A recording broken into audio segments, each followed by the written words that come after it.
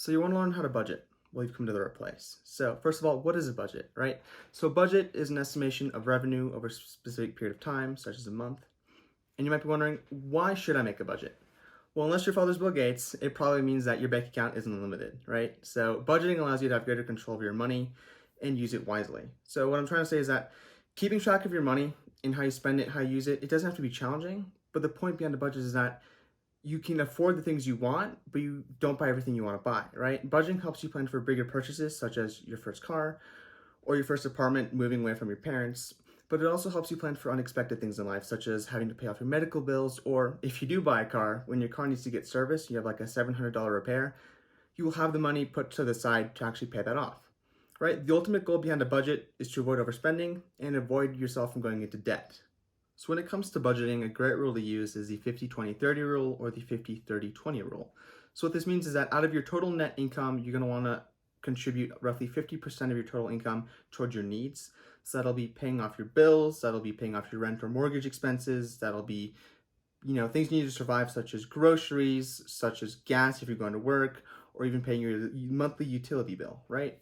After that, for your 20% or your 30%, depending on which structure you decide to use, that'll be your savings. So you want to dedicate roughly 20% of your net income into your savings. So that'll be either putting money into an emergency fund, and in which, if you do, it's important to have roughly 3 to 6 months of emergency funding in case something unexpected were to happen. And on top of that, you also want to contribute to long-term schemes such as your IRA account, your 401k account, or the stock market. So that's just buying stocks that will actually grow as the years go by. And lastly, that'll be your wants. So that'll be either 30% or 20%, as I said, depending on which structure you decide to use. And that'll be things that keep you human. So what I mean by this is that this money you'll spend on eating out, buying designer clothing if you desire that, going on vacations, getting the latest, newest phone, such as an iPhone or the newest MacBook or Samsung, I'm not picky. And then that'll also be paying for your streaming services. We all love to watch TV, right? And that's not a need, that's a want. So that's where you'll be paying for your streaming services. And a great way to figure this out yourself is that if you look online, you'll find a lot of budgeting templates for the 50-20-30 rule or the 50-30-20 rule. One on screen you should see right now is the simple Excel sheet that I found online, which I have actually used myself. So I'm looking at it on my computer right now, just as you guys are. So if you look through it, this is a dual person sheet. And if you take a look, you'll see their expenses. So you'll have your needs category, your want category, and your savings category. So just to list a few for their needs, they've got their car payments, their insurance payments, their groceries and electricity payments, including their childcare. Can't forget the children. And for their wants, they have, as I mentioned, the internet, they have clothing, they have dining out, they have entertaining, and even miscellaneous spending. So that's probably, I don't know, you name it. Getting a case for your phone, getting a screen protector, that's just miscellaneous stuff. And then for their savings, as you see here, they actually have savings and debt. There's paying off your debt, there's your retirement, so that's a long-term contribution as well. So that'll actually be your 401k or your IRA. And then there's emergency funding, which is always good to have. As I mentioned, financial advisors do recommend having roughly 3 to 6 months of money set aside in case something were to happen. I'll cover this in another video, but it's very important. So this right here is just one way you can actually form your own budget. There's so many budgets out there. My advice to you would be pick one, stick with it for a month and see how that works. And yeah. So now when it comes to creating a budget, there are 6 simple steps. So step number 1 would be you want to identify your net income, and that is most commonly the bottom line of your paycheck, right? So step number 2 is that you want to track your spending. So what you want to do is you want to list all of your fixed expenses. So these are things that will always stay fixed from month to month. So this will be paying off your debt, this will be your mortgage or rent payments, your car payments, and your utility payments. Although these won't change from month to month, as I said, it is good to know that you at least need to afford these things per month. Next, what you want to do is you want to list all your variable. Next, what you will want to do is list all of your variable expenses. So these do change from month to month. That'll be shopping for groceries, gas, that'll be your entertainment payments, and or even your contributions to whatever you want to contribute to, right? This is where you'll find the most areas to cut back on.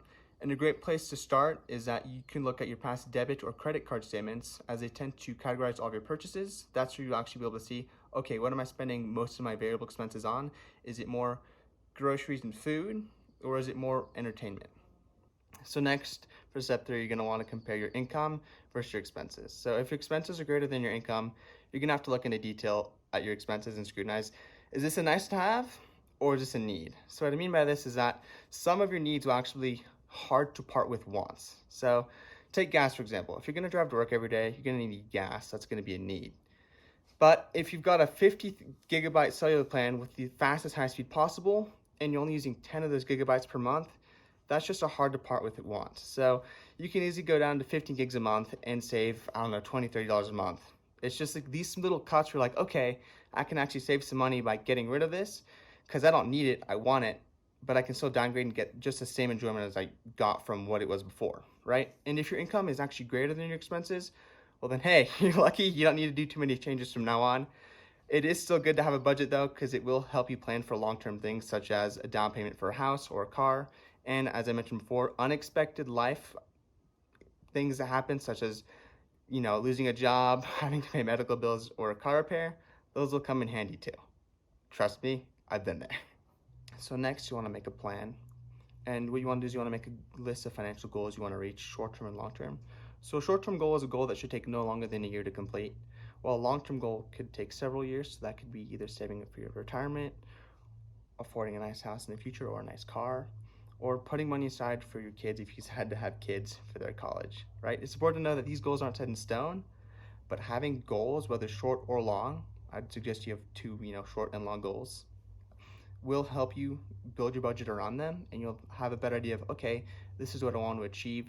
How do I achieve it, at the most sustainable rate? So almost there. Step 5, you're going to want to adjust your habits. And what I mean by this is that you're going to want to look at your want expenses. And this is, as I mentioned before, where you're going to do most of your cuts. And what I mean by this is that a great example would be, let's say you love to eat out every day, right? Instead of eating out every day, eat more from home, cook more from home, and you'll actually be saving a load of money, right? At least 50% of what you would normally spend out there will be saved. And if the numbers still not adding up, you can also look at your fixed expenses. As I said before, this is going to be a lot harder. And if you can't find it in your heart to do these fixed expenses or change them up, because it's hard, right? You can always work a little more, or you could find a better paying job. And once you've done all of these, little changes here and there, and the numbers add up, you will actually have what you need to create a budget. And this is what's going to take us to our last step, which is step 6. So we're at the end, step 6. So what I want you to know here is that step 6 is, no matter what, every month, track, review, and revise your budget. It will show you where you're doing well, where you can improve, or what you should change, right? Do remember, only a few elements in your budget are actually set in stone. Things can change. You can actually get a raise, or your expenses can increase, both, or you can even finish or complete a couple of your goals, in which, hey, good job, pat yourself on the back, it's time for a new one. But no matter what, do remember, always look back and look at your budget, see what you can change and what's already really good. This is how you will see where you can improve or where you've improved on over the months. With that being said, thank you so much. You now know how to build a budget, what a budget is, and how it works. If you have any questions, drop them down below. I'll be happy to answer, and have a great day. Thanks.